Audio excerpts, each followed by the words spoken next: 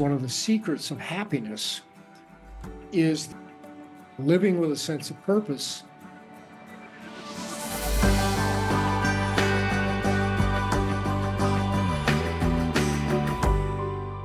Hi, welcome to Resonate, Conversations and Life Lessons from Rancho La Puerta. I'm your host, Barry. I'm always amazed when I'm here at the ranch how peaceful and beautiful and how surrounded by nature I am. Devoid of traffic and horns and work and computers and obligations, it's so easy to focus on what's on the inside. Many of our guests come here because they want to do just that. Maybe they're going through a transition or a change in their life, or they're anticipating one. Maybe they're graduating from high school or college. Maybe they're having a career change, a relationship change, or maybe they're about to retire. The one thing everyone seems to have in common is they want to find meaning and purpose in their life. Today's guest on the podcast is Richard Leider. Richard is an authority on purpose. He has been studying it for nearly 6 decades and has written 12 books. He leads groups in Africa with the purpose of finding meaning and purpose in their lives. His latest book is coming out in January. It's called The Power of Purpose. He will be here at the ranch in March, but I have him on the podcast today.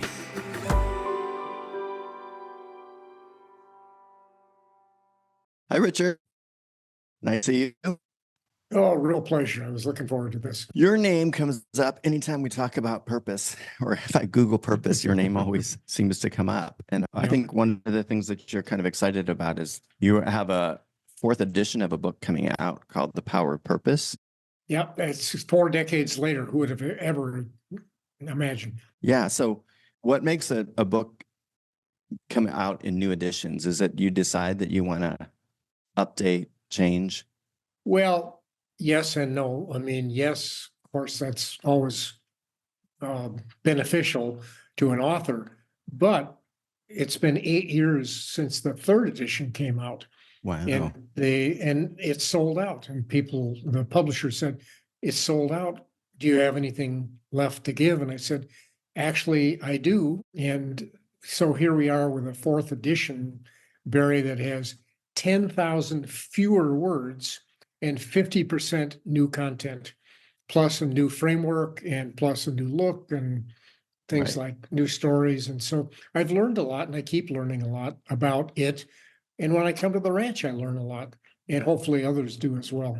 Right. So you've written 11 books, and I think is that correct? 11? This is the 12th. Yes. This will be the 12th correct. book. So I read in studying purpose for 6 decades. Is that possible? You and I can laugh about this, but I just turned 80 in July. And happy birthday. still, which is a really poor word to use for anybody aging, still, who gets to determine whether you're still, but I'm still writing, still speaking, still consulting, and doing what I love to do, and age is irrelevant to that. Yeah, you can say, I am writing, I am doing, I am, right? The Yeah. I am things. Like Deborah is still Right. speaking, and so are you. Yeah, that's true. And I actually have this book that Yeah. you wrote, which I love. Right. It's a great, easy read. And you were kind enough to send my mom one, and she read it, and she loves it too. So how did you get into purpose as a theme? It seems like purpose is the purpose of your life. Well, there's no one thing, but in 1968, I spent a week with Viktor Frankl, who wrote Man's Search for Meaning, which is kind of the classic purpose book of all time, 21 million copies and, et cetera. And it changed my life when I realized that purpose was relevant at any age, but certainly in crisis or in situations. And so I got onto it then and decided this is my calling. And at the time, I think I might have reported this to you at the time, but I was kind of the number 3 guy in HR at what is now US Bank. But I had a side hustle called Lunch Hour Limited. And I would coach you if you bought me lunch, Lunch Hour Limited. If you bought me lunch, I would coach you. And I had a waiting list a mile long. And even though I was an HR stiff at the time for a major company. And I decided this was my calling. And at that point in the late 60s, I hung out my own shingles. You would coach people on every aspect of their life, or did you focus more on? Yeah, but pretty much on the career, vocational, calling side of things, but it was a whole person point of view for sure. Is there a difference between purpose, meaning, and calling? For me, no, but purpose is kind of the big P. It's the cause, it's the what you want your life to be about. Purpose of the little p is what you want to do to make a difference in life today. So I work primarily on the little p. And so there are 1,440 purpose moments in a day. Times for you could show up and say, how are you? What are you doing? A hug, a kind word, or something. And so the little p purpose is available to everybody. The big P purpose, is kind of some people see it as a luxury or something for the wealthy or the educated. But the big P and little p purposes I've focused on both, but the little p purpose is where I really put my time. You had mentioned that the new edition of your book that's coming out is 50% new material. What are some of the new things that you have learned in those? Was it 4 to 6 years ago that you've been still learning? Yeah, 8 years since the third edition came out. But I divided it into, I'll call it the 3 Ps, but presence is the first thing, path is the second thing, and practice is the third thing. So the book is divided into presence, stories about the whole mindset of purpose, because purpose is not just an act. Well, purpose is a verb, it's what you do, but it's also a mindset. And one of the interesting things, one of the secrets of happiness is, and also longevity, is that living with a sense of purpose, people live 7 to 10 years longer. And the evidence of that is coming out, as you know, at the ranch, et cetera, with people. And so presence has to do with mindset. And so stories about and practices about that. The second step is path. What path are you on? What age are you? What are you what's the good life to you and things like that. And then practices. What are the things that you do on a day-to-day basis? So dividing it up into 3 buckets like that, and then stories within each of those is what changed. And then the subtitle, I think we might have talked about this before, Barry, but the subtitle is to grow and to give for life. And that has gone viral. To grow and to give for life means, how are you growing today? Maybe a lot of people come to the ranch to grow. And to give is not just about it's not about self-absorption totally. It's about partially that, but it's about, what are you giving? And so to grow and to give for life has taken on a real viral presence of its own, and that's the new subtitle. No, I like that. I also read you said there's a difference between getting old and growing old. What is the difference between those two things? Well, you, Barry, are getting old. Mm-hmm. But are you growing old? What's your mindset? What are your practices? What are you doing to continue to be both relevant and visible? People oftentimes, particularly men, but not exclusively, want to continue to be relevant throughout their entire life. Women, not exclusively, want to be visible. And so humans basically want to be both relevant and visible throughout their whole lives. And so I'm sharing practices for that and stories about that. Yeah, so I can see as a person gets older how having a purpose is so important, because I think your first part of your life, you get your education, you have your kids, you raise them, you earn money, and then you have a job, which all that's your identity. And then all of a sudden your kids are gone, you're retired from your job, and that's got to be a fragile time for people. Well, retirement is no longer what it used to be.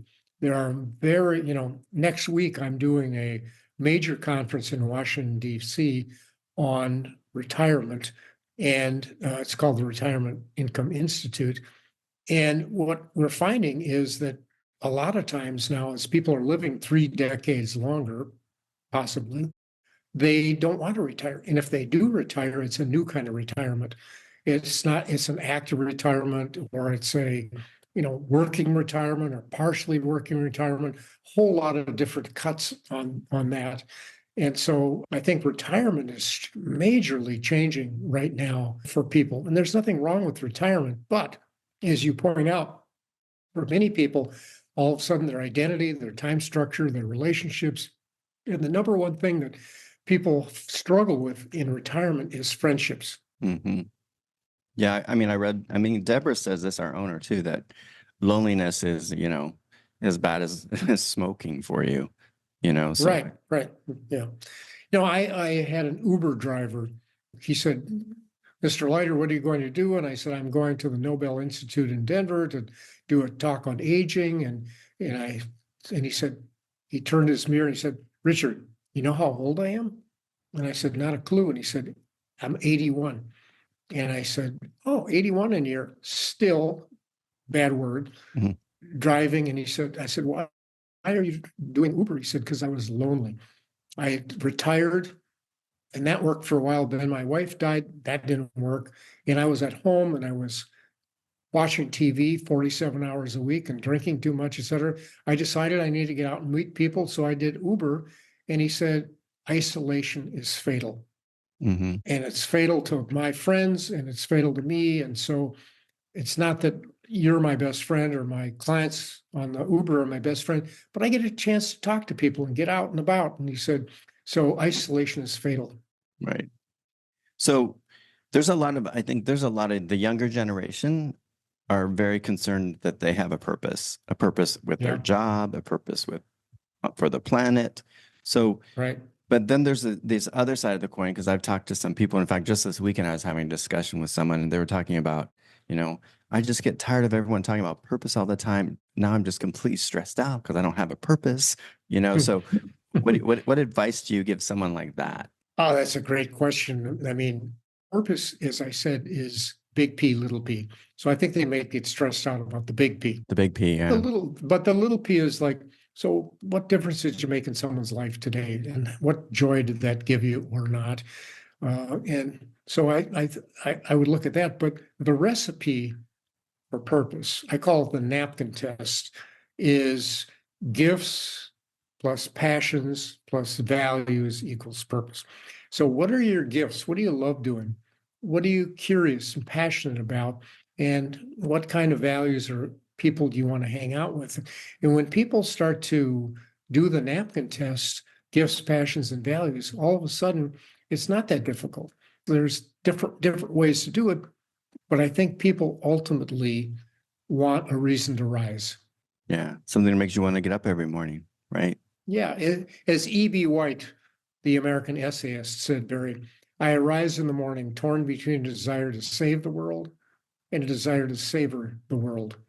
Yeah. This makes it hard to plan the day." Well, there's nothing wrong with just savoring, except after you've played golf and done this and done that for, what else is there going? People want to be part of a community. Right. And you probably have one of these, cell phone. Yeah, of course. And one of my colleagues, when you call him and he's not there, his voicemail says, "At the sound of the tone, please leave your answer to life's two distinct questions. Who are you and what do you want?" Well, ultimately, at different ages and stages, depending on your life and your, where you live and how you live and the money and the health, et cetera, people want to know that they matter and they want to be part of, what do you want? I want to live in a community that I feel good about, and I want to matter. Yeah. So why is it called the napkin test? Because I'm trying to make, as you know, and I'm a simpleton. Mm-hmm. And me too. Life's too complex right now with all the information and everything going on. So I just say, just write it down on a napkin. G plus P plus V equals C. And if you can answer the napkin test, you've got what you need to go forward on this purpose thing. And it came to me basically when I was on an airplane on my way to London and I was I had just done a PBS special called The Power of Purpose. And I was sitting on a plane next to a guy who said, "Oh, I saw your special and I just got fired and I'm going." And I went, and I said, "Look, I got to sleep. I got to give a speech tomorrow. Just write this on a napkin." And so he did, and I went to sleep. And we woke up in London at Heathrow the next day, and he said, "Richard, this is brilliant. It's so simple. It's ridiculous." And he said, "I now know what I need to do."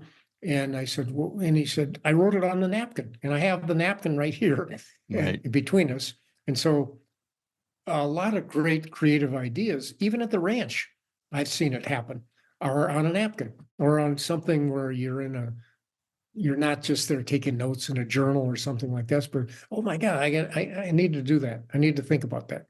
I heard you also say one time to get some note cards and hand them out to people that know you Yeah, well, maybe family, friends, coworkers, and then ask them to fill out on that note card.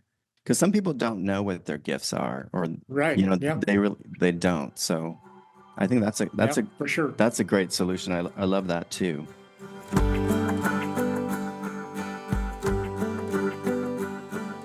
My name is Ginger Liu. I'm from Naples, Florida. I've been coming to the ranch since 1981 on a pretty consistent basis. I've kept coming to the ranch because of the tremendous variety of activities, including hiking, the exercise classes.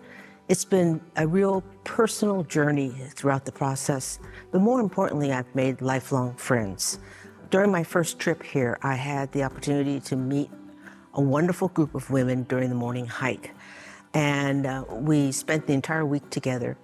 The following year, I had one of the members of the group invited me to join them during their specific week at the ranch, which I did. And it turned out that they were the wives of a number of the astronauts that participated in the early days, the Mercury and the Apollo program. It was just such a stunning experience to hear their life experiences that were a major part of American history. We ended up coming to the ranch over the next 40 years, and we were the core support for each other over many, many years. And that sense of community amongst our friends was really enduring. And also the sense of community of the people at the ranch. So it's been a great experience. I hope you're enjoying today's podcast as much as I am. To learn more about our wonderful presenters and exciting weeks coming up at the ranch, go to rancholaporta.com and check out our events calendar. Make sure to mention the podcast when making your reservation to take advantage of a special offer. Some restrictions may apply.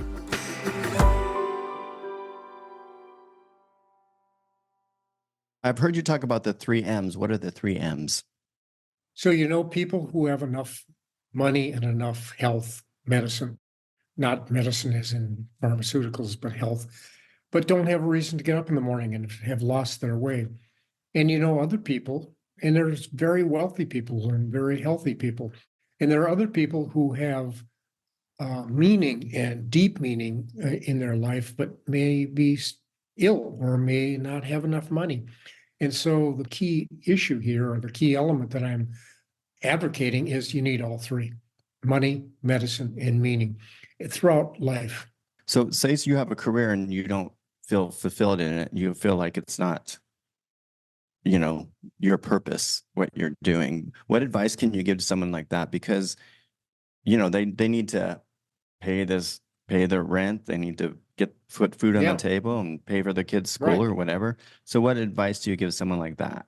Well, the day job hopefully would be about purpose and a paycheck. Mm-hmm. No, that would be ideal. That would be ideal. But if it isn't purpose and a paycheck, then how do you find purpose outside of the paycheck? So, for example, a taxi driver in Boston who I was with, and he said, "Mr. Leider, you're giving a speech. What's your speech about?" And I said, "It's about whistle while you work." And he looked at me like I was from a different planet. He said, "I do this to pay the bills." And I said, "Great. What do you do that gives your life meaning?" And he said, "Coach soccer at night. I love coaching soccer with young people at night. And I do this to pay the bills, but I do have a reason that I can't wait to get out of here. to coach soccer at night. They have to kick me off the field and turn the lights off. And I said, well, that's the power of purpose. You can find it in different ways at different times. It'd be ideal if you could figure out a way for your day job to fit your purpose and a paycheck, but that isn't always the case. And that's not the case when people, as you said earlier, retire, because all of a sudden they are no longer getting the alignment of all of those, those things in one place. And many people who don't find an alignment in retirement die prematurely. Right. Yeah. I think the statistic is the percentage of people that die within the first 2 years of retirement is kind of Huge. shocking. Yeah. It is shocking. Yeah. Why is that? And why do people come to the ranch to figure out kind of what's next? And they look for, part of it is friendships, relationships, people they can talk to who get it, who aren't just saying, oh, well, just do this. It's like, no, this isn't quite as easy as it looks.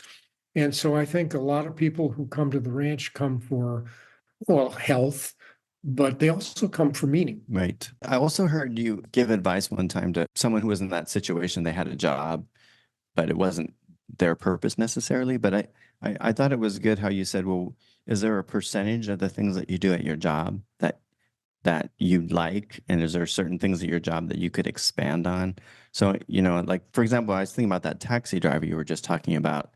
Even though he loves to coach at night, I bet he really enjoys interacting with people. He does. That during the day, which is what you were doing with him. So, I mean, Yeah. that's a bit of a purpose in his job, I would think, as well. He was driving me from the airport to Cambridge, and we were stuck in the tunnel. And so I asked him the 3 questions. I said, number 1, gifts. Do you love what you do? 1 to 10. He said 1. I don't love what I do. I said, question number 2, passion. Is there anything about your job that, you really love? And he said, no, but that's when he brought up the soccer. And then I said 3, so that was gifts, passion, the napkin test, gifts, passions of that.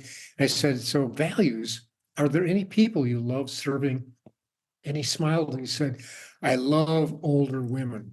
And I said, don't tell me anymore. I don't want to. And he said, no, it's not what you're thinking. I said, you don't know what I think. But the values, he said, I love serving others who are older and can't do this or can't do that. And he said, he was giving an example here of a person he just picked up that morning.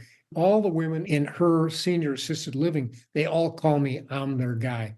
I'm their driver. And he said, I love that.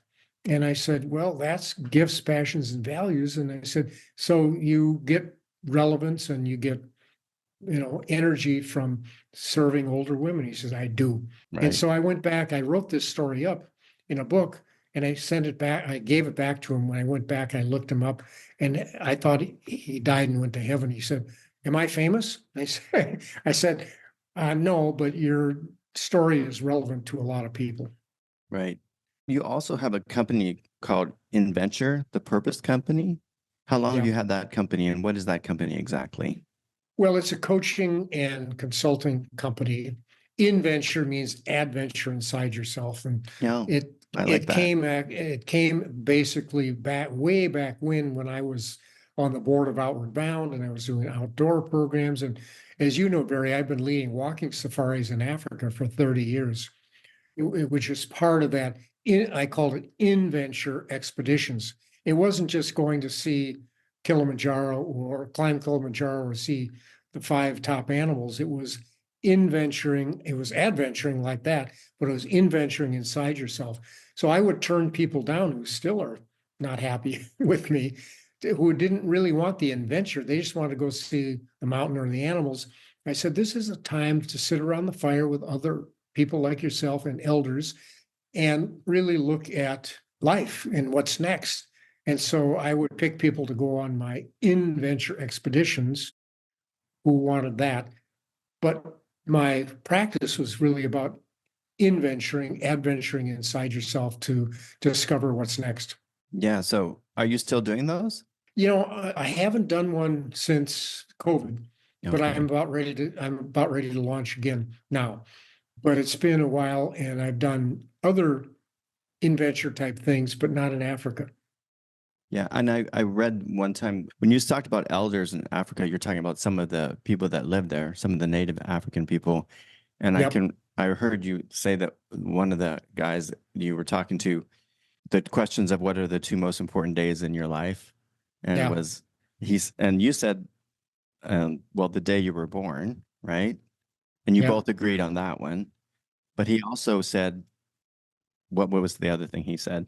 Well, I said the day you die, and he looked at me like, well, I thought you wrote all these books and you were famous. And I said, and he said the second most important day in the life of a Hadza, Hadza, hunter-gatherer, the longest lived hunter-gatherer is right now still living the hunter-gatherer lifestyle. His name is Kampala. And he said the second most important day, other than birth, because of infant mortality and all the other things that go with that, is the day you determine why you were born. Because the only way we have survived over all these decades or hundreds of years, thousands of years, is because we give, we contribute to each other. We have to have, the elders have to help the youngers figure out what they, I call it the gifts, passions, and values, but what they offer, because not everybody's a great hunter. Not everybody's a great gatherer. Not everybody's, whatever. And so part of the elders' wisdom, I think that's Deborah, and your challenge is to help the next generation of people at the ranch figure out how do they grow and give. And basically that's what he was saying. So I study this all over the world in the most prestigious places. And here I am sitting around the fire with a guy who's never been more than 50 kilometers away from here with no education, who's telling me the same thing. Yeah, it's interesting how it's innate kind of to know Yeah, exactly. why you were here is so important for sure. That's right. Another thing that you talk about that I just want to touch on because I really believe in this too is the golden hour. What is the golden hour for you? We all have curiosity or passions, hopefully. Mm-hmm. That's not true that we all do, but hopefully we do. And for me, I wake up in the morning, most every morning, including this morning, and I read and write. And that's why people say, how can you write 12 books? And I said, because I have a practice. And my practice is, I call it golden hour. Now, other people would have golden hour for something different, but for me, it's reading and writing. And as a result of that, I get great joy out of that. And people have to, like my assistant has to intervene and say, Richard, you got a meeting right now. And I went, oh, geez, I forgot I was so involved. And so for you, Barry, you've got so many different things that you love to do that I recall. Do you have a golden hour?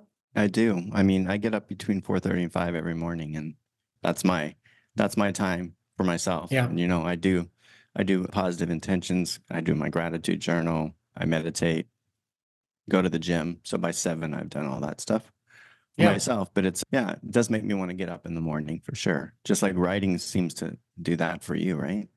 Brings you joy. Well, reading and writing both. And so many people say, well, I'm too busy for purpose. And I went, well, busyness is, ants are busy.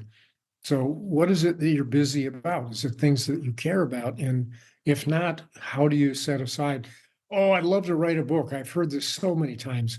I can't tell you how many times. And I said, well, what are your writing practices? And people say, look at me like I'm from outer space. And I went, no, your writing practice. And I said, if you don't have a writing practice, you're a waiter, not a writer. That totally makes sense. Yeah. So it's important for sure. Yeah. You'll be coming to the ranch in March. The end of March. Yep. Right. Last week in March. Yep. You're going to be doing some lectures and talks on purpose, I am guessing, right? Yeah. Yeah. No, I mean, I'll do whatever, but I try to drive according to conditions. So it says with Hugh and Victoria kind of what I'm doing, but then I check out with people about what they're really curious or passionate about, who's there. And, whether it's Peter Yarrow from Peter, Paul, and Mary, who's sitting in the front row wondering what's next for him with his new challenges, or somebody else. I just love being at the ranch. Yeah. And the wonderful thing about the ranch is people are like sponges, and they're there to learn. And like you said, to find meaning and purpose. So not everybody wants that, Barry, but I found kind of bragging rights that when I'm at the ranch, I get like 40, 50, 60 people. And, half the ranch that are there that want something, they're hungering for this kind of message, perhaps, and others who aren't, which is just Yeah. fine with me. I'm okay with either, but I love coming because I believe the future belongs to the learners, not the knowers. And I'm a knower in some things, but I'm a learner, and I come to the ranch to learn. Well, I think that's one of the things of growing whole as you get older is to continue learning, right? That's right. It's what it's all about. So, That's right.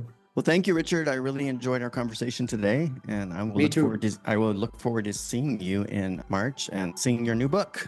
And I love Resonate. So thank you for doing this. Oh, thank you. I love doing it. I learn a lot. So thank you so much. All right. Right. You take care. You too.